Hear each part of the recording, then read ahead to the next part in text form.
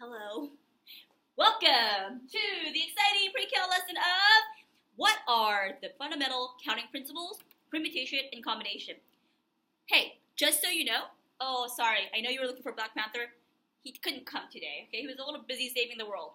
Now, for this section here, you're going to use a function on your TI Inspire on the menu, and you go to probability, okay? It's not probability, though. This section is not probability, so don't get confused with probability. Remember, probability is usually a percentage of the chances, and probability is always less than 1. Counting principles involve a number that's greater than 1, okay? So here we go. Now, I've also categorized each type of questions that you're going to approach, each kind of situation, okay? So part 1 will deal with some certain kind of situations, part 2 and so forth. You'll see. So now, first, can you guess Miss Chang's digits? Yes. If you can guess my digits, you can call me anytime. Yes. Call me baby, okay? So you guys, what if I gave you some conditions, right? Like, I know that everyone knows it's 0 and 0, but, I mean, there's so many possibilities. I mean, how many numbers does, let's say, Mr. V, okay? He wants to call me, and because he just saw me from, you know, across the classroom, and he's like, hey, baby, I want your digits. I was like, oh, try to guess my number, right? How many numbers is he going to have to try in order for him to get the right number? Let's see. In this, I always use slots. I think slots are really helpful.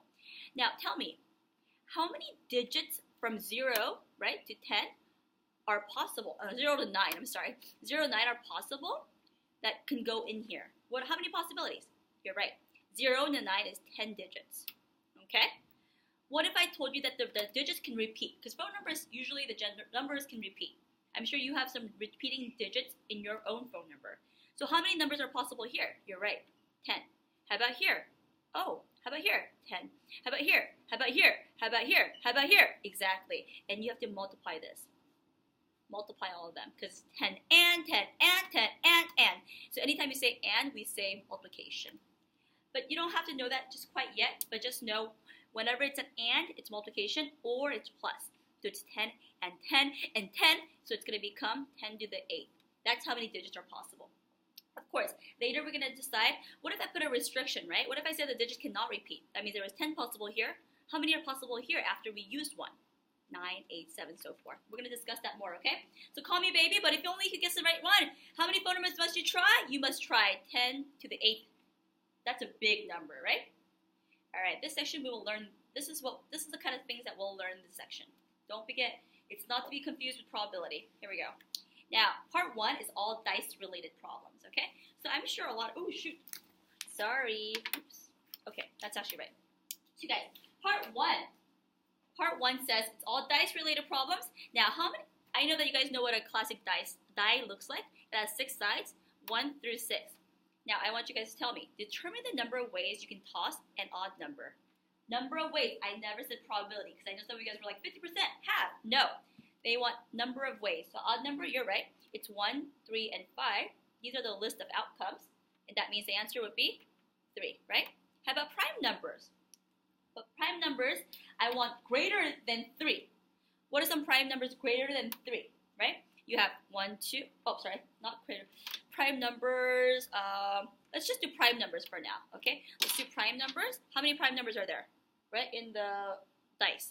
2, 3, and 5. 1 and itself, right? 1 and itself. Numbers that can be multiplied by 1 and itself. So 2, 3, and 5, exactly. So it's going to be 3, okay? So prime numbers, okay? Okay. How about numbers that are greater than 3? How about greater than 3? How about just numbers greater than 3? You're right, it's 4, 5, and 6, therefore it's going to be 3 again. Okay, so general idea, like these are the type of questions, okay? But remember, we're going to ask you a number of ways, not the probability. How about we toss twice now? Determine the number of ways, okay? Determine the number of ways, 2 values whose sum is 6, or 2 distinct values whose sum is 6. So 2 values whose 6. So you guys, tell me, for number 4 case, tell me all the different ways you can't, I see. Sorry guys, this is what I meant here. Okay, sorry, prime numbers, okay, is here and then that. Okay, now, sorry, 4, 2 values whose sum is 6. What are all the ways that we can get a sum of 6 when you throw 2 dice, okay? 1 plus, so 2 dice, 1 dice, right? So 1 plus what? 5. Let's go in order. Be systematic. 2 plus what? 2 plus 4, 3 plus 3. Okay, that's going to be 3. The answer is 3. 3 different ways that we can actually get the sum of 6. Remember, in this case, order doesn't matter, and also, order doesn't matter means I could have 5 and 1, 1 and 5, it doesn't matter, because I'm tossing both dice at the same time. Let's do 5. But I said 2 distinct values whose sum is 6. Is it different from this? How? Because it says distinct. Be careful. Distinct means that both numbers have to be different. So it can't be a 3 and 3. So only these two will work. So only 2 different ways. Okay? All right. So those are the dice kind of problems. Let's do now part 2, outfit problems. Okay? Outfit problems. I know it's a little basic what I'm giving you, but you'll be okay. Trust me. Okay? Now, I want to just define some kind of things for you. Okay? 2 definitions that you must understand. So you don't need to write this down if you don't want to, but the fundamental counting principle, what does it mean? Fundamental counting principle. Let E1 and E2 be 2 events. The first event, E1, can occur in M1 different ways. After E1 has occurred, E2 can occur in M2 ways. Okay?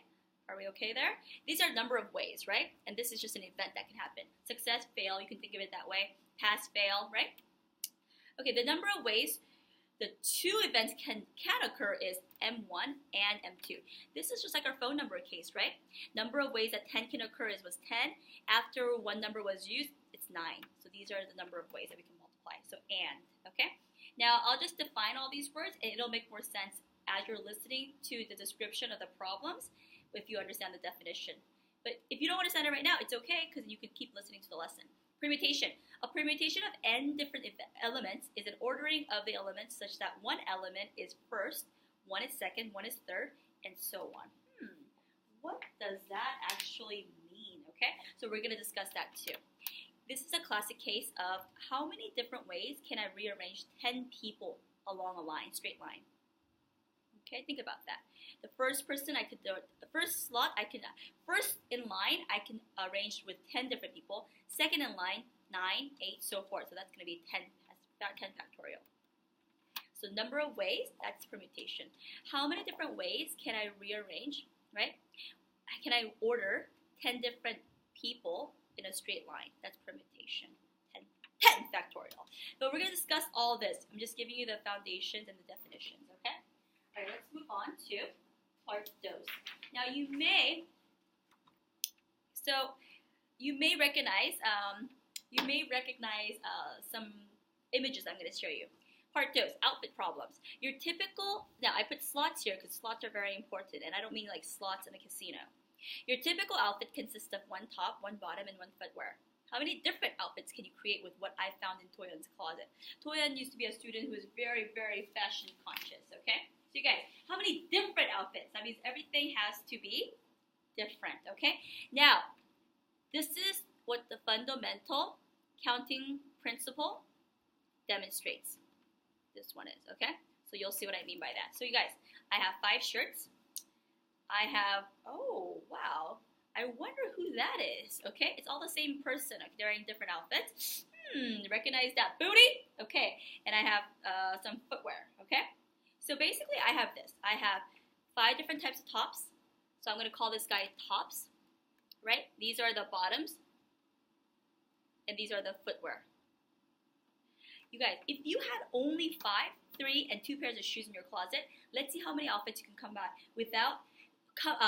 to school with every day until you run out of outfits, right? So different outfits though. So let's see. You have 5 tops, you have 3 bottoms, and 2 footwear. So you guys, all you literally do is this. You see this?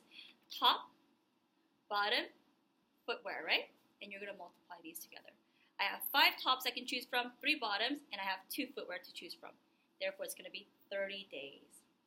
So how many days can you come to school without having this different outfit every single day for 30 days? A whole month you can go with wearing these 3. So try to find always when you go shopping, tops that can go with anything. Bottoms that can go with anything, and shoes that can go with anything, and you can wear it on any occasion. Because you could actually go 30 days just with this limited amount of clothes. Okay, see how spoiled we are and lucky we are? All right, let's try this one. True and false test. True and false test have, you guys, how many choices? Exactly, 2 different choices. In how many ways can you answer 20 true and false questions? What does that mean, you guys? Well, let's start with slots again. You remember how we started with slots here too? How many slots is there? Well, I have 20 of them, right? Ding, ding, ding, ding, ding, ding. So this is number 1 question. This is number 2 questions, right? And this is number 20. This is number 19, and so forth, okay? How many different ways, how many choices do you have here? You have true or false, right? In each of these slots. You have true or false in each of these slots. That's right. It's 2 here. But I mean, once it's true, it doesn't mean that you can't have another true, so it's going to be gone. 2 again. 2 choices again. 2 choices again. How many times, you guys? Until 20, right? So until, not 20. It's going to be 2 here. So the answer is going to be 2 different ways to the 20 power. That's how many ways, right? So you have this many ways that you can answer this question. 20 questions, true and false. 2 different ways that you can answer each question, but how many times? 2 times. So in this case, so it doesn't matter, if you have a n number of questions, it'll be 2 to the nth power. What if the multiple choice had 3, right? So it'd be 3 to the nth power. What if the multiple choice has like 4? It'd be 4 to the nth power. That's why the SATs, right? There's so many variations of answer combinations, okay? All right. Okay, let's go to part 3 now. Let's do part 3. Okay, you know what, let's stop and do another definition, okay? Let's do another definition. So you know how I started talking about permutations? Let's keep continuing with that, okay? So I told you the number of permutation of n elements is n factorial, right? Because this is also just saying this, right? If you have n, right? The first slot is n number of ways, right? Second is n minus 1, right? And next is n minus 2, all the way to 4, 3, 2, 1. Which is going to be n factorial. That's permutations, okay? Now, I'm going to set a definition for permutations for you right now. If you're interested in ordering a subset of a collection of elements rather than an entire collection, a subset of a collection of elements, not the entire collection, like you want to take a permutation of n elements taken r at a time. This is when you're going to have to decide whether it's permutation or combination, NCR versus NPR, but we're going to focus on NPR for now. Also, in the menu probability of your calculator, the number of permutations of n elements taken at r at a time is this. So I'm going to explain all that for you. Ready? NPR means it's a little different than NCR, okay? N factorial divided by n minus r factorial. You're right. It's a little different in that we don't have the r factorial like NCR does. So it's n times n minus 1, n minus r plus 1, okay, when you actually simplify that, okay? So it's a little different here. We'll practice this a little bit. So, for example, let's do computations first, okay? Do you know how to work with this right here? What does that mean? That means 6 factorial, because that's n factorial, remember, NPR, okay? And you have 2. That means it's going to be 6 minus 2 factorial, which is 6 factorial over 4 factorial. And when you simplify that, you simply get 6 times 5, which is 30. Is it less or is it more than NCR? Think about that. Think about that. Think about that. Okay? Now, so we're going to combine that, okay? So now let's do 6 factorial, and this means 4 factorial, 2 factorial, right? So let's go 6 times 5, right?